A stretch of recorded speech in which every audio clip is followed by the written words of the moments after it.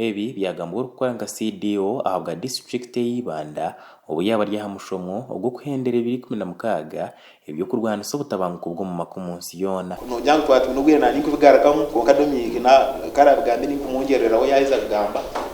kwenda ngutu system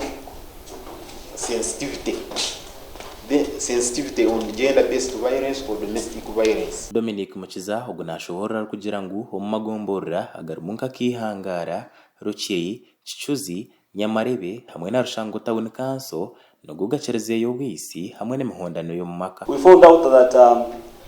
Keihangara ni mu myezo ezine mutabanko mu maka. Then twine kanka Ruchiri twine Chichuzi Nyamarebe na Rushango Town Council. So twagira ngo katabanze tuzahaye aho mushiza yisero mukazi wo muringo kuswazana iyo story yoneka katinga cross the whole region of Western twena tukagiye ba TV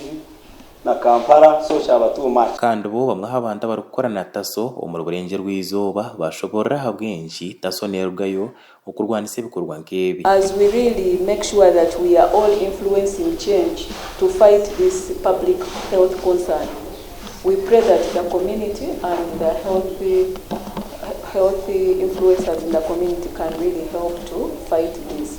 The good thing is we have our facility close and we have representation here. So for any community referrals, we are able to work with our team. Umukuru wa Change Health Center 3 yashawa abantu bona okugumana batwara abana babo baguma batungo buhuta ahirwaruro okwenda kutangira ebishikiyeze bindi. Ahabwaje tutakateka tekire police tutakateka tekire no kumusindika hirwaro itwirwaro ntukoraki echo kubanza cyabyona ntubanza twakora HIV test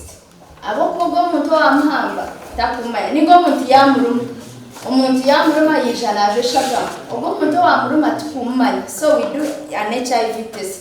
tumutebera sirimu tumuhobi embazi eyo kuchinjira eje embazi ntwenda ngo the area the better wisha immediately embazi kuba more effective than umuntu wijambiro bishatu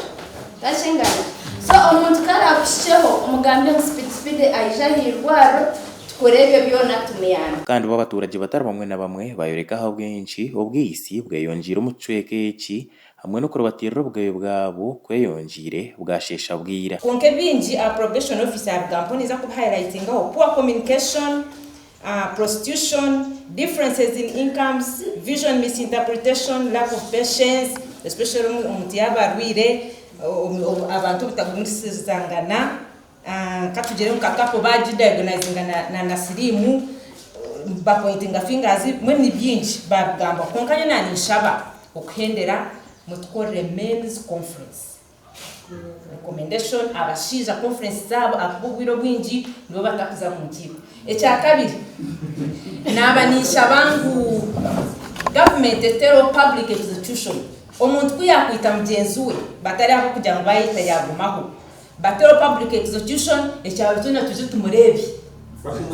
bakumwita abantu kikaza egombore ya Keihangara omukwezi kw'11 hakitwamo abantu barukurenga 10 kandi ubwo abandi babingwa no mu maka gabo kandi Ibanda district niyo Nekizayo Emihondano yo mu maka okugirira kucondoza okukozerwa kitongore cya taso hamwe na office ya CDO aha district y'Ibanda kandi uko bindiri kwikireza munonga akuba nkashoma methodology za nyuma y'uko amakoraga gasha kwa Job Kato aho ga Sky TV agenshonga Omuri Ibanda.